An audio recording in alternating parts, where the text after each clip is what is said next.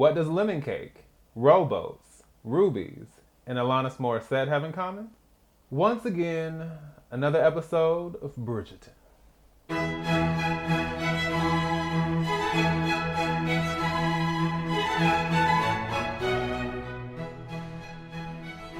Cheerio, everyone. This is D. Movieman, fellow cinephile, popcorn addict, and emerging film critic, coming to you with reliable recaps, reviews, and reactions.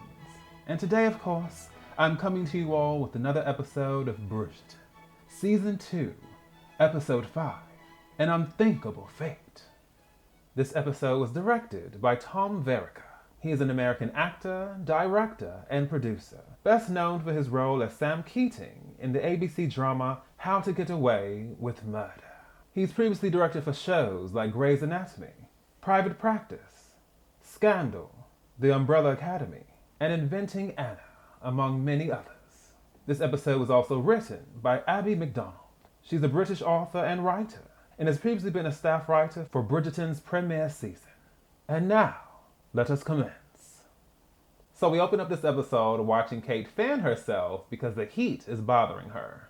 And no, I don't mean the weather.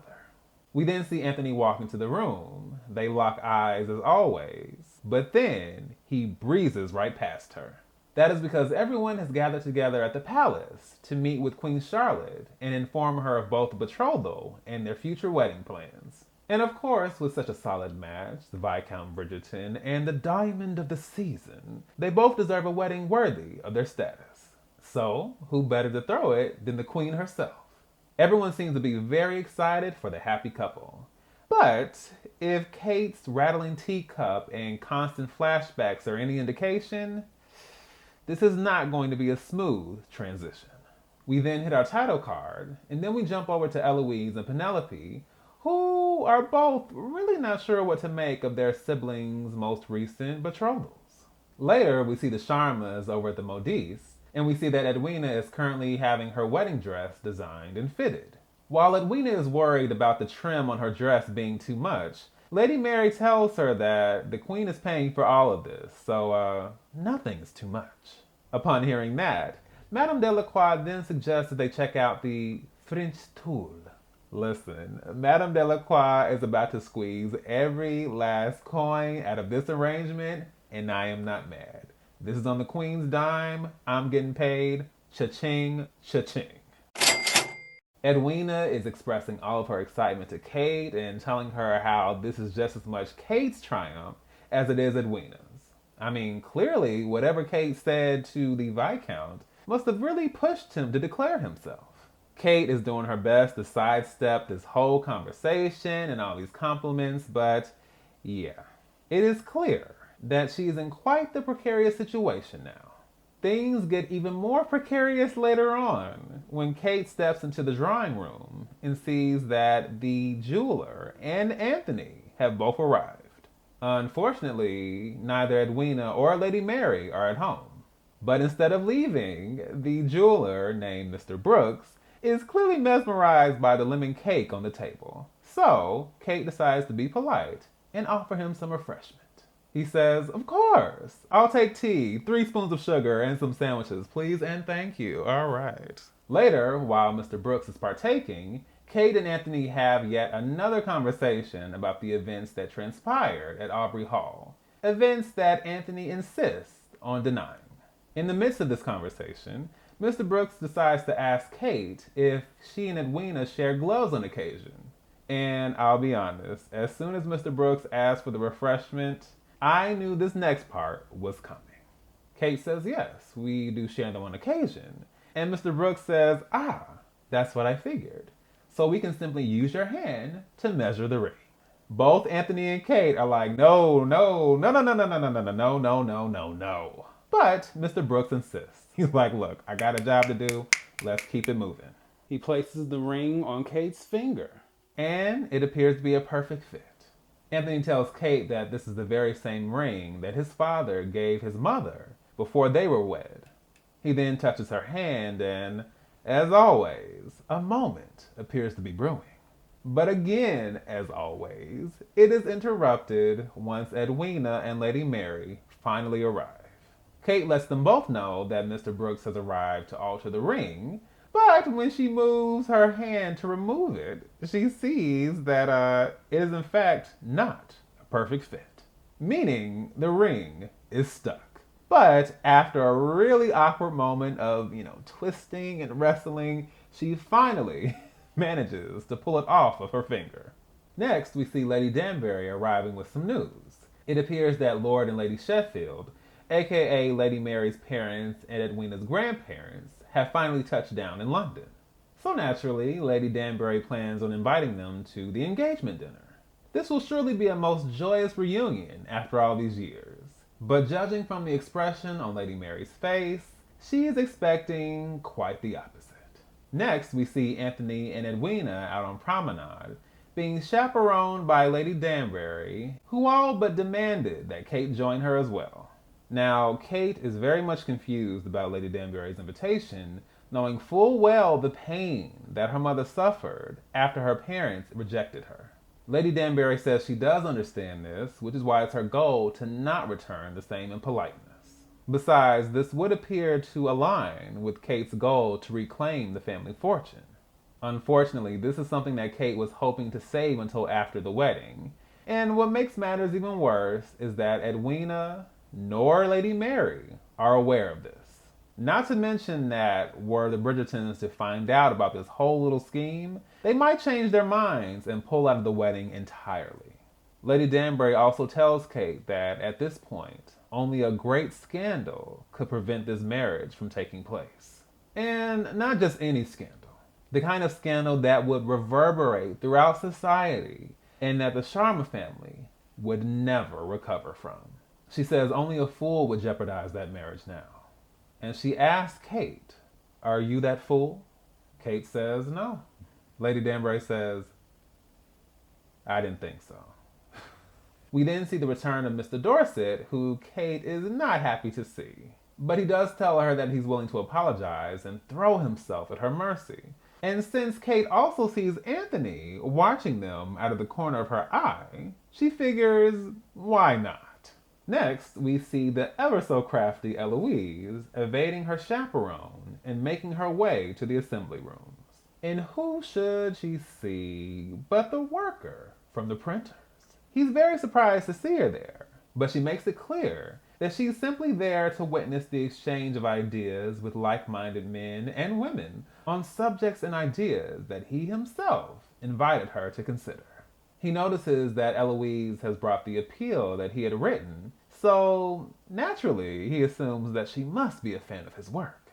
Eloise says, I would say it's at least serviceable. And he says, yet you've come quite a long way from Mayfair for writings and ideas that are simply serviceable. Touché. She then introduces herself as Eloise Bridgerton, and he introduces himself as Theo Sharp. Now, I'm not sure what's happening here, but I am 100% here for it. I really am. We then jump back to Mr. Dorset and Kate, and it seems like they're having a really great conversation while he's rowing her out on the water. She tells him of her plans to become a governess once she moves to India, and he tells her that he might consider dropping in on old friends as he himself is considering moving to India to study their medical practices. Okay, now, see, now Kate has a potential suitor down the line, and she doesn't even have to stay in England to entertain him. Anthony, it is not looking too good for you, my friend. We then see Will and Alice again, and they're basically there so that Will can poach more gentlemen to attend his club. But it's also very obvious that Will is not happy about having to navigate these social spaces. As Mr. Dorset and Kate reach the dock, Edwina and Anthony approach. As Mr. Dorset goes to tie the boat down, Anthony figures he'll be polite and help Kate out of the boat, which is followed by another inappropriate stare and more hand-holding. And as they both catch themselves, Anthony steps back, trips over Kate's corgi, collides into Mr. Dorset as they both fall into the water.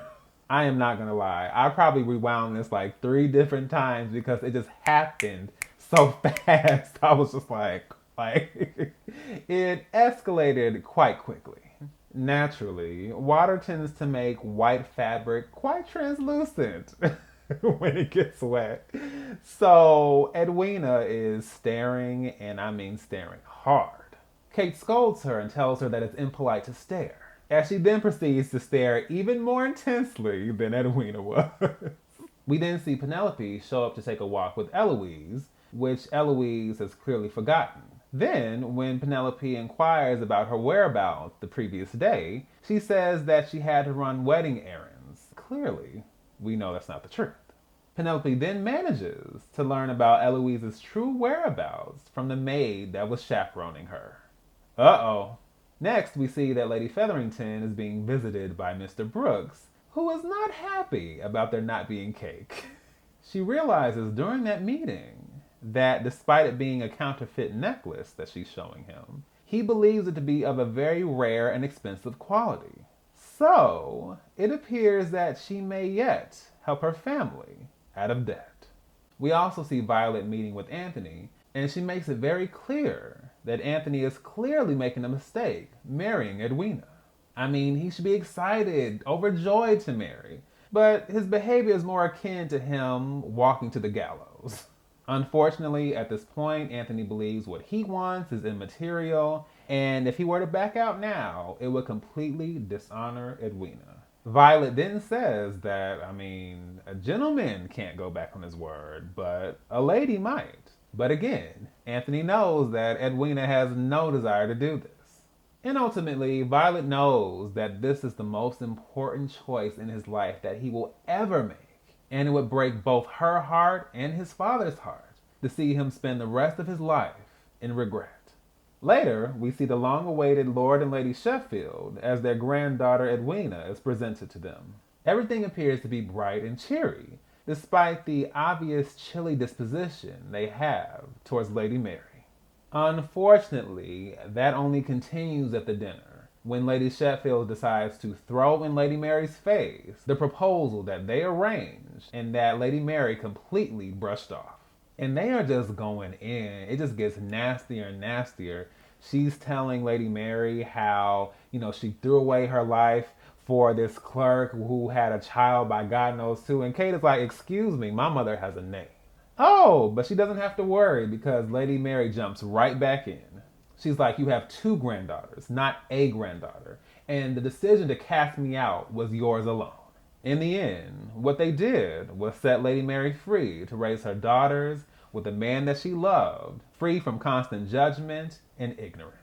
Unfortunately, Lady Mary's moment is completely shattered when Lady Sheffield references Edwina's desire to grasp at their fortune, which again, neither Edwina or Lady Mary knew anything about. And Lady Sheffield is just awful. She is going on and on and on. But then, my boy Anthony steps on through. He says, clearly it was your deficient manners that got you exiled from society.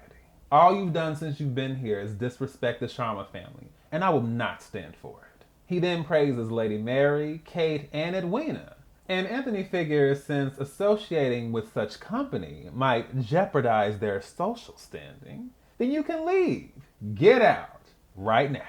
Oh, and as far as the wedding is concerned, no need to worry about an invitation because you're not getting one. Thank you and good night.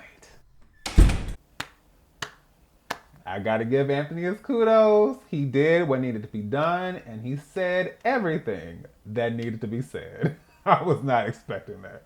However, now that everything has kind of come down off of that moment, clearly both he and Violet are side-eyeing this whole situation, which is what Kate did not want to happen.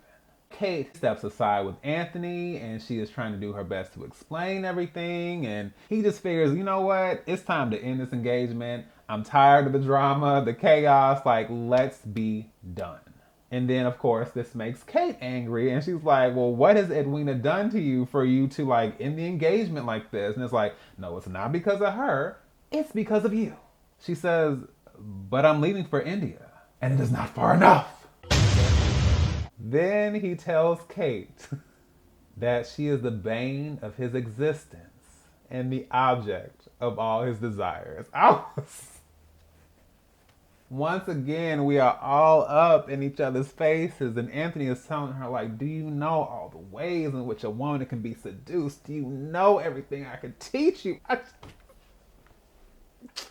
You better talk that talk.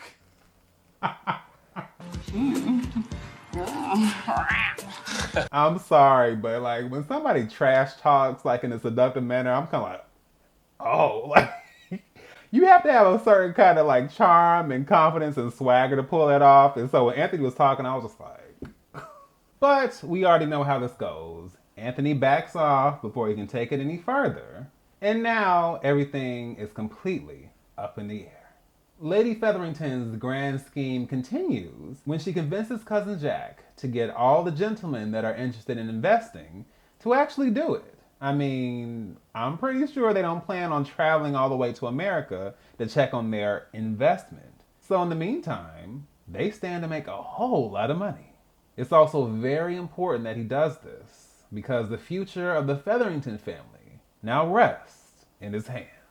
Edwina and Kate finally have a conversation, and Edwina is naturally irritated that Kate kept the truth from her. But she also knows that when it comes down to it, Anthony could more than provide for Lady Mary and Kate. Although Kate sees it as placing a burden on Edwina, Edwina is actually in love with Anthony, and really more so after the way he defended all of them at that dinner table.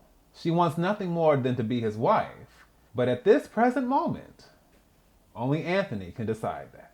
Then, as we start to close things out, we see Eloise meeting up with Theo once again as Penelope observes them from a distance. We also hear Lady Whistledown speaking on the conflict between duty and desire. Finally, we see Anthony and Kate meeting up in the woods as a quartet version of You Oughta Know by Alanis Morissette plays in the background. It appears that Anthony has decided to end the engagement. That is the only way he can see clear out of this entire mess. But Kate cannot allow this to happen. She doesn't want him to lose his honor any more than she wants to see her sister in pain. You once thought that Edwina was your perfect match. You will find your way to believing that once again. And circling almost completely back to what Lady Danbury told her about the changing of the years, about how passion and feelings change over time. She tells Anthony that with time, their feelings too will change. And as enough time passes, it'll be as if they never had them at all. Well, with that, Anthony realizes that he has no other choice. He'll now see that the wedding takes place as soon as possible. And that closes out episode 5. An Unthinkable Fate. What a mess. It's a whole lot going on. I don't even know where to begin. Kate, Anthony, I cannot. Lady Featherington and Cousin Jack, I don't know how this scheme is going to work out. You know, scamming doesn't always lead to the best circumstances, so we'll see about that. Poor Edwina and Lady Mary, yeah. It's all downhill from here. And as always, feel free to leave your thoughts on this recap and this episode.